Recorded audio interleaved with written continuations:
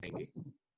ठीक है, एक कम्युनिटी के सारे यूनिट्स को जब हम कंज्यूम करेंगे तो उससे जो टोटल हमें सेटिस्फेक्शन मिलेगी, टोटल सेटिस्फेक्शन, वो मेरी होगी टोटल यूटिलिटी। क्लियर? अब देखो इसकी मैं एक एग्जांपल देके आपको समझाता हूँ। यूटिलिटी वर्ड का हमने मतलब समझा था कि किसी भी चीज को कंजम्पशन करने पे जो हमें सेटिस्फेक्शन मिली वो होगी हमारी यूटिलिटी, और उसको मेजर कर दिया यूटिल्स में। टोटल यूटिलिटी क्या होगी? सपोज करो, जैसे देखो हमारे सामने सर्कल दिख रहा है आपको, ये सपोज करो यस एक सर। पिज्जा है। ठीक है, इस पिज्जा के ये 6 स्लाइसेस हैं, 1 2 3 4 5 एंड 6, ये 6 स्लाइसेस हैं एक पिज्जा के। ठीक है, आपको बहुत ज्यादा भूख लगी है, आपने ये फर्स्ट स्लाइस जो है इसको कंज्यूम कर लिया। अब आपकी थोड़ी भूख कम हो जाएगी फर्स्ट स्लाइस कंज्यूम करने के बाद। ठीक है, फर्स्ट स्लाइस कंज्यूम करने पे आपको सबसे ज्यादा मैक्सिमम सेटिस्फेक्शन मिली, क्योंकि इस वक्त आपको काफी भूख लगी थी, तो आपको सबसे ज्यादा मैक्सिमम सेटिस्फेक्शन मिली। तो इससे सपोज करो मुझे यूटिलिटी मिलती है 50 यूटिल्स की, ये मैंने लिखा है, मैक्सिमम सेटिस्फेक्शन मिली 50 यूटिल्स की, मुझे सेटिस्फेक्शन मिली यहाँ पे। फिर मैंने क्या किया, सेकंड अपना स्लाइस कंज्यूम किया। अब मुझे इससे थोड़ी जो सेटिस्फेक्शन वो कम मिलेगी। क्यों? क्योंकि अब मेरी थोड़ी भूख जो है वो अब थोड़ी खत्म होती जा रही है, क्योंकि मैंने एक स्लाइस खा लिया। तो सेकंड स्लाइस से मुझे कम सेटिस्फेक्शन मिलेगी, तो अब मेरी यूटिलिटी 30 यूटिल्स की अब कम होगी ये। उसी तरह से थर्ड यूनिट में और कम हो जाएगा, क्योंकि थोड़ी और भूख मिट जाएगी, तो 20 भी आ गया। उसी तरह से फोर्थ पे और कम, फिफ्थ पे सपोज करो 0 हो गया, कि जो मैंने फिफ्थ स्लाइस खाया, ये फिफ्थ स्लाइस जब मैंने खाया तो इस पे मेरी भूख बिल्कुल ही खत्म हो गई। अब मैं इससे ज्यादा नहीं खा सकता, पेट बिल्कुल फुल हो गया मेरा। अब मैं इससे ज्यादा खाऊं तो मैं भी वॉमिट कर दूंगा। तो मैंने एक 6 स्लाइस खाया, तो अब देखो मेरी यूटिलिटी माइनस नेगेटिव में चलेगी, -20। मे भी इस वक्त मैंने वॉमिट कर दिया, मेरी कैपेसिटी नहीं थी, तो मेरी फिर यूटिलिटी कहाँ हो गई? नेगेटिव चली गई। तो इस तरह से हमें हर एक स्लाइस से कुछ ना कुछ सेटिस्फेक्शन मिली। अब जब मैं इन 6 स्लाइस से जो टोटल सेटिस्फेक्शन जितनी मिली है, ये जो मिली है मेरे को टोटल, इन सबको जब मैं कंबाइन कर दूंगा, तो कंबाइन करके जो मेरे को यूटिलिटी मिलेगी वो मेरी होगी टोटल यूटिलिटी। ठीक है, तो हर एक इंडिविजुअल से जो मेरे को सेटिस्फेक्शन मिल रही है, हर एक इंडिविजुअल स्लाइस को खाने से जो मुझे सेटिस्फेक्शन मिली, उसके उन सबको टोटल जब मैं कर दूंगा वो मेरी टोटल यूटिलिटी बन जाएगी। तो इससे मेरे को फॉर्मूला मिलता है टोटल यूटिलिटी का। टोटल यूटिलिटी क्या हुई? Total utility is the sum of all the utilities, या फिर मैंने लिखा है utility nth number, nth means n number of items जितनी मैं कंज्यूम करूंगा। तो यहाँ मैंने 6 नंबर ऑफ आइटम्स कंज्यूम किए, तो ये आएगा u1 plus u2 plus u3 plus u4, जितनी मैंने स्लाइसिस या जो भी मैंने कॉमोडिटी जितनी मैंने कंज्यूम की है। तो इसको मैंने इस तरह से लिख दिया सम ऑफ यूटिलिटीज। तो यहाँ पे देखो टीयू मैंने कैसे कैलकुलेट किया है। यूनिट 1 पे मुझे 50 यूटिल्स की यूटिलिटी सेटिस्फेक्शन मिली थी, तो टीयू भी कितना था? 50। ठीक, सेकंड में मुझे कितनी मिली थी? 30, तो टीयू कितना हो जाएगा? 50 प्लस 30 80। थर्ड में मुझे कितनी मिली थी? 20, तो अब ये कितना हो जाएगा? 80 प्लस 20 100। तो कंबाइन होता जा रहा है क्योंकि टोटल निकाल रहे हैं हम। उसी तरह से फोर्थ में मुझे 10 यूटिल्स की मिली थी सेटिस्फेक्शन, तो अब ये कितना हो जाएगा? 100 प्लस 10, इस तरह से 100 प्लस 10 110। ठीक, और नेक्स्ट में 110 प्लस 0 अगेन 110, और क्योंकि यह नेगेटिव था 6 स्लाइस में मेरी यूटिलिटी भी नेगेटिव में चली गई थी, इसलिए 110 -20 कर देंगे, तो ये आ गया 90। तो इस तरह से हम 90। टोटल यूटिलिटी को क्या करते हैं? कैलकुलेट करते हैं। तो ये था टोटल यूटिलिटी का कंसेप्ट। ठीक, ये क्लियर है? Yes sir. अब इसी के बाद हम बात करेंगे मार्जिनल यूटिलिटी की। अब मार्जिनल यूटिलिटी क्या होता है? मार्जिनल यूटिलिटी होती है मेरी एडिशनल। मार्जिनल वर्ड का मतलब होता है एडिशनल, जब मैं एक एडिशनल यूनिट कंज्यूम कर रहा हूँ। ठीक है, देखो यहाँ पे मैंने लिखा है additional unit.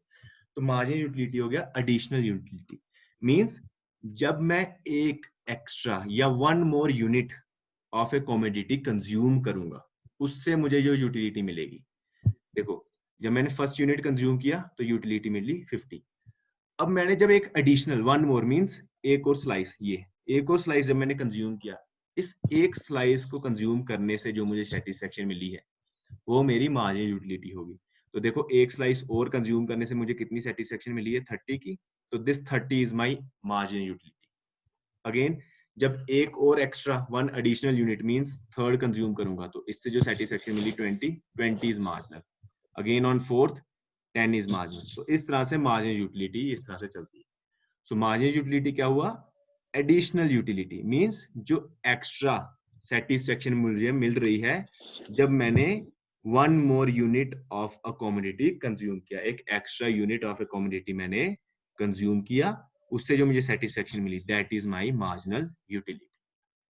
Clear? Marginal utility को कैलकुलेट करने का देखो फॉर्मूला है हमारे पास। फॉर्मूला क्या है? That marginal utility is equal to TU, total utility of nth unit minus total utility of nth minus 1 unit।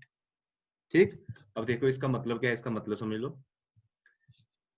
TU of nth unit means ये हमारी टोटल यूटिलिटी आ गई। ठीक है, जैसे फर्स्ट Yes, पे sir. 50 is my TU of nth unit। ये TU of n minus 1 means इससे जो प्रीवियस वाला यूनिट होगा। अब बताओ इससे प्रीवियस कोई यूनिट है हमारे पास? No, sir. इसलिए देखो यहाँ पे हमारी MU भी कितनी है? 50 है। नेक्स्ट पे आ जाओ। नेक्स्ट पे हमने मार्जिन यूटिलिटी निकालनी है, तो मार्जिन यूटिलिटी का फॉर्मूला क्या था? TU of n minus TU of n minus 1। तो ये मेरा TU ऑफ n है। अब TU of n minus 1 means इससे प्रीवियस, प्रीवियस कितना? 50। सो 80 माइनस 50. 50 30, तो ये यहाँ पे 30 आ गया। Yes, sir. Again here TU of n minus TU of n minus TU of n minus 1 mean 100 minus 80, so 20।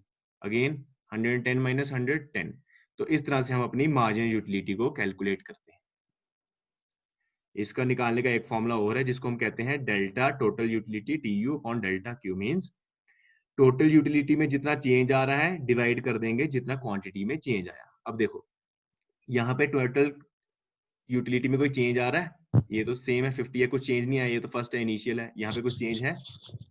No, sir. तो इसलिए कोई चेंज नहीं है, तो 50 अपॉन 1 नहीं हो जाएगा?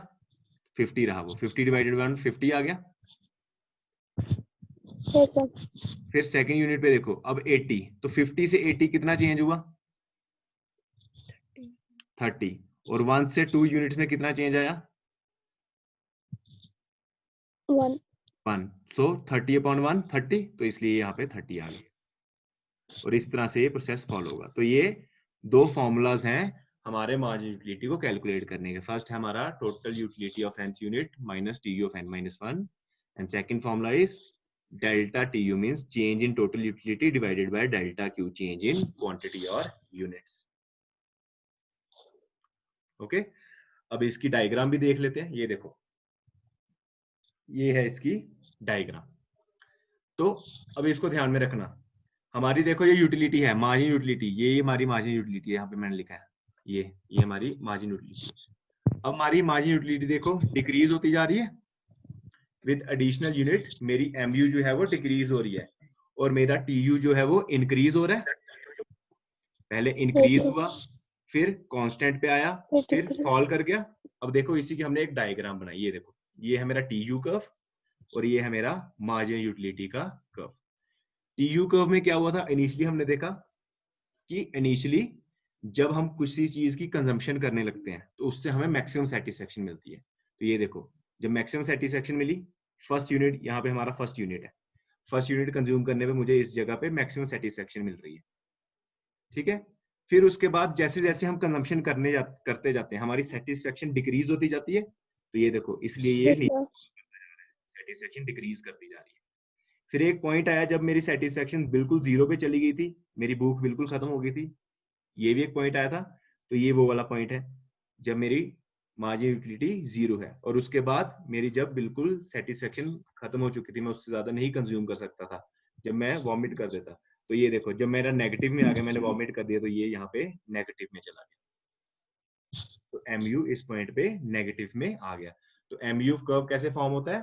पहले ये मैक्सिमम पे होता है, फिर फॉल करता है, जीरो पे आता है और उसके बाद नेगेटिव में चला जाता है। ये हमारा MU कर्व।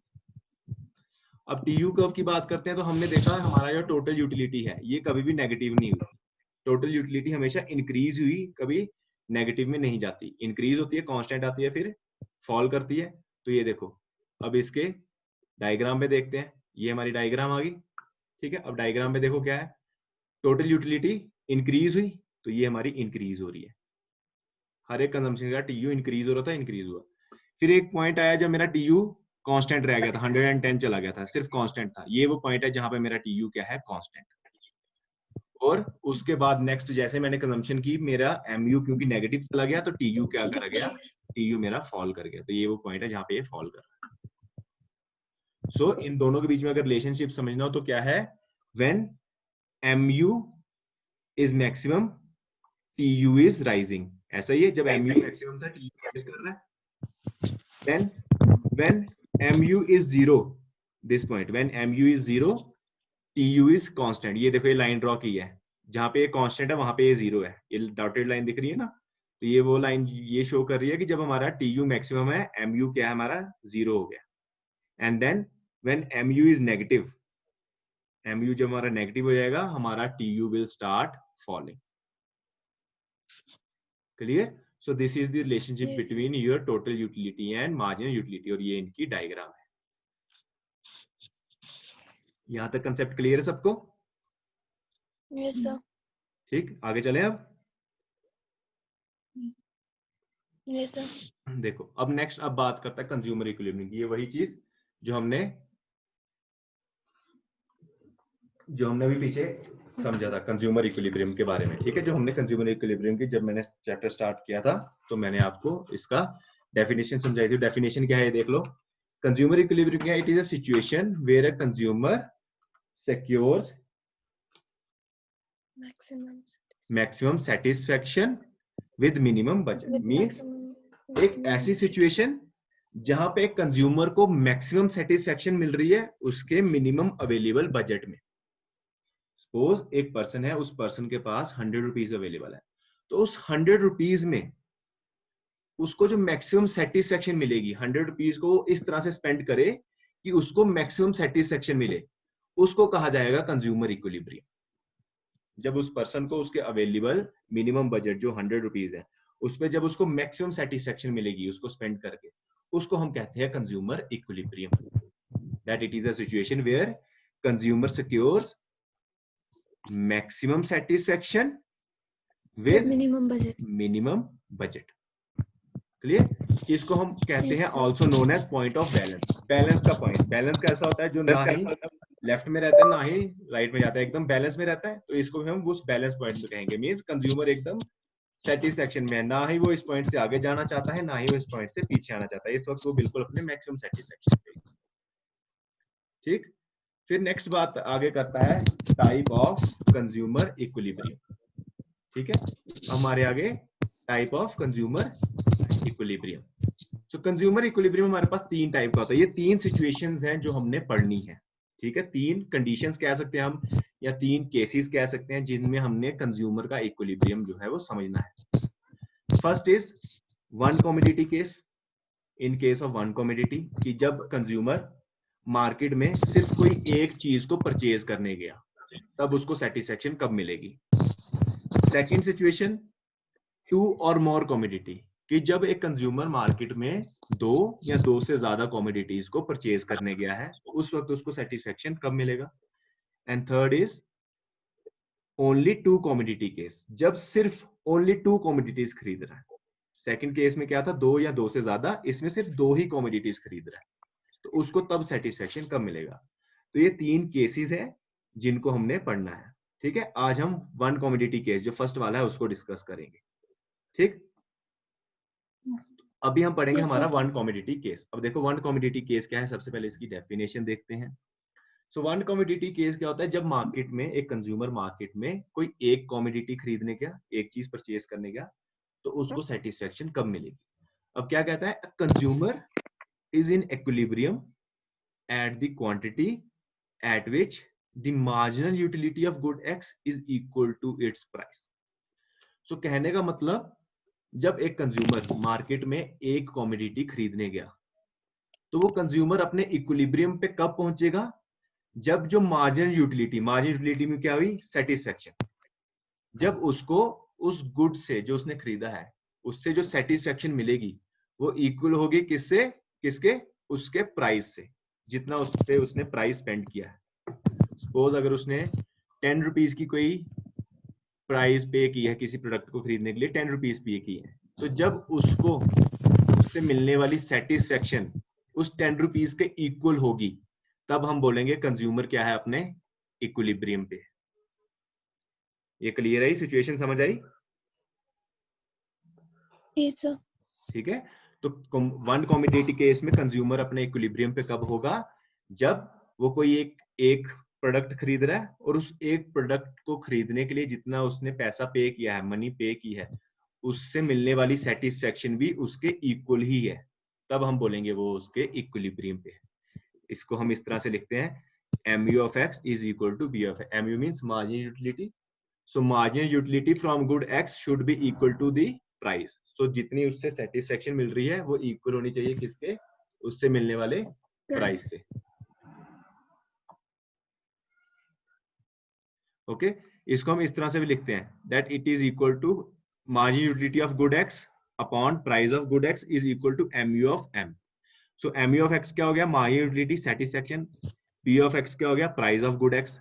अब mu of m क्या होता है? marginal utility of money. marginal utility of money का मतलब होता है worth of money. जैसे हम कहते हैं ना कि सपोज आप कोई मार्केट से चीज लेके आते हो, तो आप कई बार कहते हो कि यार जितने मैंने इस पे पैसे स्पेंड किए इसकी इतनी वर्थ नहीं है। कहते हैं हम कई बार ऐसी बात कहते हैं, हम किसी चीज पे पैसे स्पेंड कर देते हैं, फिर हम कहते हैं नहीं यार इस पे इसकी इतनी वर्थ नहीं थी, मैंने ये मोबाइल ले लिया 20,000 का पर इसकी इतनी वर्थ नहीं है। आपको उस वक्त सेटिस्फेक्शन नहीं मिलती उससे कि मैंने इससे पे ज्यादा कर दिया है और इसकी फीचर या जो चीज है सेटिस्फेक्शन मुझे उससे नहीं मिली। ठीक है, तो मार्जिनल यूटिलिटी ऑफ मनी क्या हुआ? Worth of money.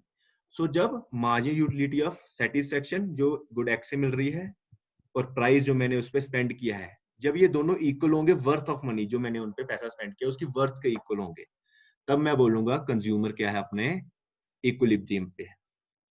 ये सिचुएशन क्लियर है? Yes, sir. ठीक है, अब देखो ये लॉ है। अब देखो बच्चे, आपने एक चीज याद रखनी है, जब भी हम कोई लॉ पढ़ेंगे या जब भी हम कंडीशन पढ़ेंगे, तो इसको एग्जाम में भी जब आप लिखोगे तो इसको एक वे है पूरा लिखने का। पहले क्या है?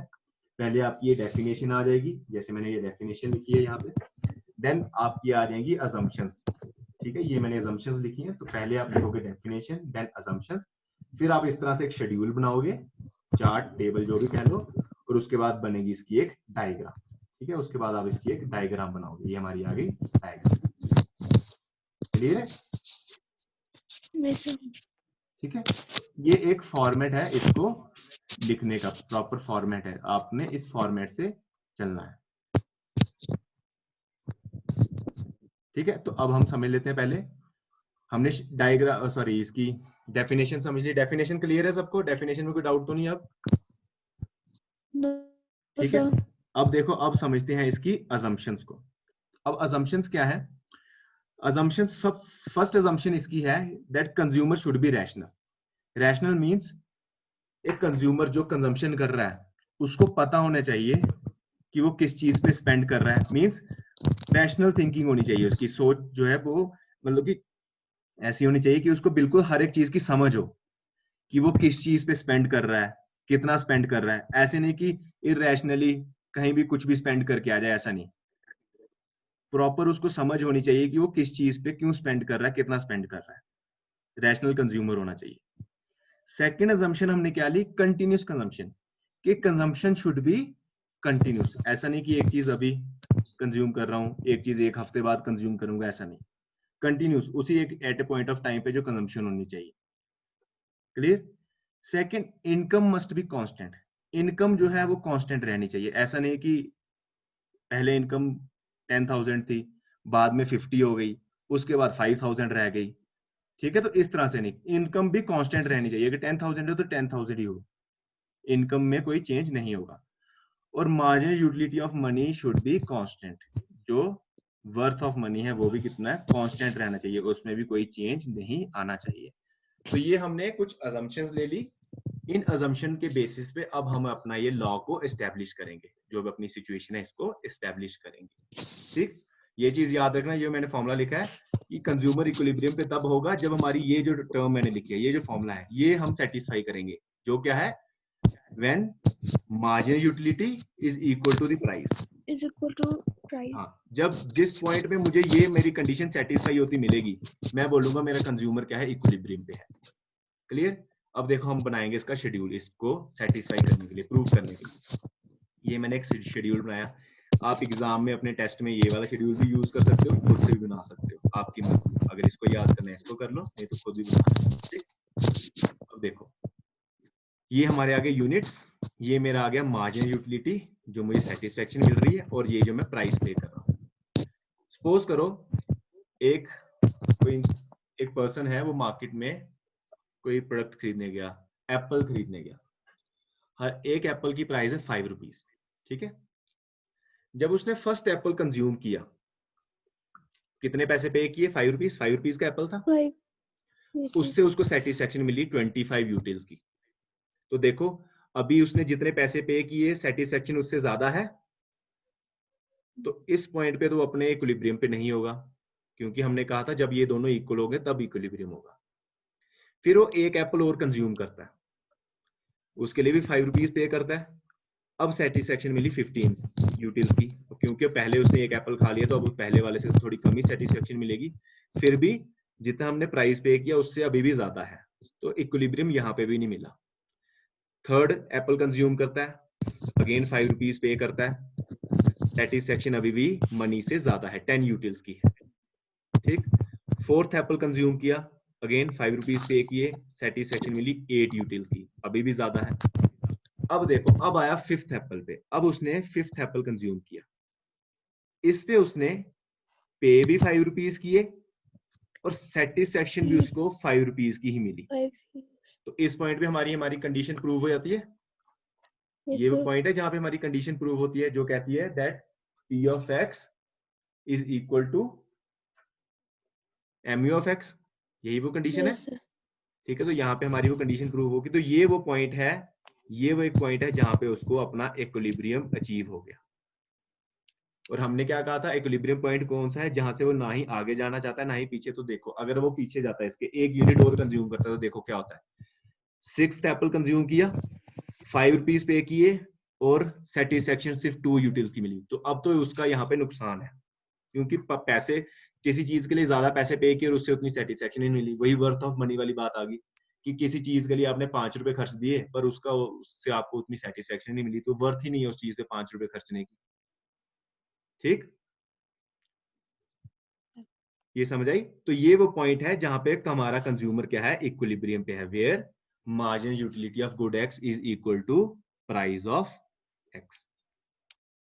तो इस पॉइंट पे मेरा हमारा जो कंज्यूमर है वो क्या होगा, इक्विलिब्रियम पे। ये वो पॉइंट है जहां पे हमारा कंज्यूमर क्या है, इक्विलिब्रियम पे। क्लियर? Yes, sir. ठीक, अब देखो इसके बाद हम देखेंगे इसकी डायग्राम। ये हमने बनाया शेड्यूल, शेड्यूल के बाद बनाएंगे हम इसकी डायग्राम। ये देखो इसकी डायग्राम, ये मैंने एक डायग्राम बनाई। वाई एक्सिस पे हमने ले लिया price of good x, x axis पे ले लिया हमने क्वांटिटी ऑफ कॉमोडिटी जो हमने कंज्यूम किया। तो क्वांटिटी कितनी थी? 6, तो हम यहाँ पे लिख लेंगे ऐसे 1 2 3 4 5 6, और यहाँ पे आ गई हमारी प्राइस। तो प्राइस कितनी थी? 5, तो वो तो कांस्टेंट रहेगी 5। अब ये देखो, ये स्ट्रेट लाइन दिख रही है आपको, ये Yes, ये sir. स्ट्रेट लाइन ये शो कर रही है प्राइस ऑफ गुड एक्स। अब स्ट्रेट लाइन क्यों है? क्योंकि प्राइस क्या था? कांस्टेंट 5 5 5 5 वही था, तो इसलिए स्ट्रेट लाइन है। क्लियर? Yes, sir. देन अब देखो, ये लाइन दिख रही है आपको जो डाउनवर्ड फॉल कर रही है, ये वाली, Yes, sir. Yes. ये है यूटिलिटी की। यूटिलिटी हमारी हर एक कंजम्पशन के साथ फॉल करती जा रही थी, तो इसलिए लाइन जो है वो डाउनवर्ड फॉलिंग है, क्योंकि हमारी यूटिलिटी हर एक कंजम्पशन के साथ कम हो रही है। और ये वो पॉइंट है जहां पे मुझे इक्विलिब्रियम मिला है। मींस जितने मैंने पैसे पे किए थे, प्राइस मैंने पे किया था, उतनी ही मुझे यहाँ पे सेटिस्फेक्शन मिली है। तो this is my point of equilibrium where mu of x, where mu of x is equal to p of x. So this is the point of equilibrium. Clear? Yes, sir. So this was our one commodity case कि one commodity case में consumer को equilibrium कब मिलेगा। ये हमने अपना वो case जो है वो प्रूफ कर दिया, that consumer is at equilibrium when margin utility of good x is equal to price of good x। means हम जितने किसी प्रोडक्ट को पे कंज्यूम करने में पैसे पे कर रहे हैं, उससे हमें जब उतनी ही सेटिस्फेक्शन मिलेगी, तो तब हमारा कंज्यूमर क्या हो, इक्विलिब्रियम पे। So this is that point where mu of x is equal to p of x। Clear है? ये कंसेप्ट क्लियर है आपको? Yes, sir. अब इसके बाद एक लास्ट चीज देख लो। अब एक लास्ट हमारा लॉ जो हमने पढ़ना है वो लॉ है law of diminishing marginal utility. Combination. Same, अब देखो ये भी एक लॉ है, तो इसको, इस लॉ को लिखने का भी सेम वही प्रोसीजर, पहले definition, then assumption, then schedule, then diagram. तो लॉ ये भी वैसे ही हम लिखेंगे। तो सबसे पहले हम इसकी डेफिनेशन समझ लेते हैं। Law of diminishing marginal utility क्या कहता है? वही जो हम अभी तक पीछे पढ़ते आ रहे हैं, वही चीज है मार्जिनल यूटिलिटी के बारे में। जैसे जैसे हम किसी चीज को कंटिन्यूसली कंज्यूम करते रहेंगे, हमें उससे मिलने वाली जो सेटिस्फेक्शन है वो हर बारी क्या होती जाएगी? कम होती जाएगी। देखो, आप अगर एक दिन कोई चीज खाते हो, सपोज करो आपने एक दिन पिज्जा खाया, ठीक है, पहले दिन बड़ा अच्छा लगेगा, अगले दिन फिर खाते हो, अगले दिन फिर खाते हो, इस तरह से करते करते पूरा हफ्ता या पूरा महीना पिज्जा खाते रहते हो। तो ऐसा टाइम भी आएगा, एक टाइम ऐसा भी आएगा जब आप बिल्कुल उससे बोर हो जाएगा, आपका खाने का बिल्कुल मन नहीं करेगा। एक वो पॉइंट भी आएगा। घर पे कोई एक, हमारे घर पे जब भी कुछ खाने के लिए कुछ बनता है, अगर पूरे हफ्ते वही चीज खाने के लिए बनती रहे, ऑब्वियस बात है पूरा हफ्ता आप नहीं खाओगे। एक टाइम ऐसा भी आएगा जब आप बिल्कुल उससे नहीं खा पाओगे, उसको बोलोगे कुछ और चाहिए, अब ये नहीं खा सकते। तो हो क्या रहा है, हर बार जब हम उस चीज को कंज्यूम कर रहे हैं तो उससे मिलने वाली सेटिस्फेक्शन जो क्या है वो हमारी कम होती जाती है। कम होती जाएगी। उसी चीज को कहा गया है law of diminishing marginal utility. That when a consumer consumes a particular commodity continuously, जब एक कंज्यूमर किसी एक कमोडिटी को कंटिन्यूसली कंज्यूम करेगा, देन द यूटिलिटी डिराइव्ड, जो उससे सेटिस्फेक्शन मिल रही है कंजम्पशन से, फ्रॉम ईच सक्सेसिव यूनिट, हर एक यूनिट जो मैं कंज्यूम करता जा रहा हूं, गोज ऑन डिमिनिशिंग, कम होती जाएगी। क्लियर है? Utility derived from each successive unit goes on diminishing. So law of diminishing marginal utility यही है। क्या कहता है कि जैसे जैसे हम किसी एक चीज को, किसी एक कमोडिटी को कंटिन्यूसली कंज्यूम करते जाएंगे, उससे मिलने वाली सेटिस्फेक्शन क्या होती जाएगी? हमारी कम होती जाएगी। assumptions इसकी वही सेम है, यूटिलिटी मस्ट बी मेजर्ड, कि जो चीज हम कंज्यूम कर रहे हैं उससे मिलने वाली सेटिस्फेक्शन हम मेजर कर सके। ठीक है, हम मेजर कर सके कि कितनी सेटिस्फेक्शन है यूटिल से। कंज्यूमर रैशनल होना चाहिए, उसको पता होना चाहिए कि वो क्या कर रहा है। रैशनल कंज्यूमर किस पे स्पेंड कर रहा है, क्या कंज्यूम कर रहा है, he must be a rational consumer. Income constant होनी चाहिए, कांस्टेंट इनकम रहनी चाहिए, ऐसा नहीं कि ज्यादा हो जाए या कम हो जाए, ये नहीं होना चाहिए। And quantity, quality and size must be constant, कि आप जो चीज कंज्यूम कर रहे हो उसकी क्वांटिटी, उसकी क्वालिटी और उसका साइज वो भी सेम हो। ऐसा नहीं हो कि अभी आपने किसी चीज, अगर पिज्जा की बात करो तो अभी आपने फुल स्लाइस खाया, बाद में आप हाफ स्लाइस खा रहे हो, उसके बाद उसका और कम कर दे रहे हो, अगली बार किसी और नए फ्लेवर का ले आए, ऐसा नहीं होना चाहिए। सेम चीज होनी चाहिए, quantity, quality and size, this must be constant. तो ये चार assumptions हैं हमारे law of diminishing marginal utility के। क्लियर? फिर हमारा आता है नेक्स्ट शेड्यूल। शेड्यूल देख लो अब, ये हमारे यूनिट्स, ये आ गई utility. First unit, first pizza का स्लाइस कंज्यूम किया, 50 यूटिल्स की सेटिस्फेक्शन मिली। सेकंड कंज्यूम किया, सेकंड पे 40 मिली, थोड़ी सेटिस्फेक्शन कम होगी, पेट भर गया। थर्ड पे और कम होगी, फोर्थ पे और ज्यादा कम, फिफ्थ पे 0 होगी, बिल्कुल मेरा पेट भर चुका है, अब और नहीं खा सकता, और सिक्स्थ पे एक स्लाइस और खाया तो वॉमिट होगी, तो नेगेटिव चला गया। ठीक है, तो इस तरह से देखो, जैसे जैसे मैं कंजम्पशन बढ़ा रहा हूं, मेरी MU क्या है वो फॉल करती जा रही है। तो ये हमारा law of diminishing marginal utility. और इसकी डायग्राम सेम वही डायग्राम है, ये देख लो, ये हमारे आगे मार्जिनल यूटिलिटी, ये आगे कमोडिटी, और ये इस तरह से फॉल कर रही है, हर एक यूनिट के साथ क्या करती जा रही है? फॉल करती जा रही है। ये क्लियर है सबको चैप्टर? Yes, sir. आज का टॉपिक क्लियर है? कोई डाउट इसमें किसी को? No, sir. ठीक है, इसके नोट्स अभी मैं आपको व्हाट्सएप पे भेज दूंगा, तो वो भी देख लेना। तो नेक्स्ट क्लास में फिर आगे इसको डिस्कस करेंगे। ठीक है, Yes, sir. ओके बच्चे। Thank you.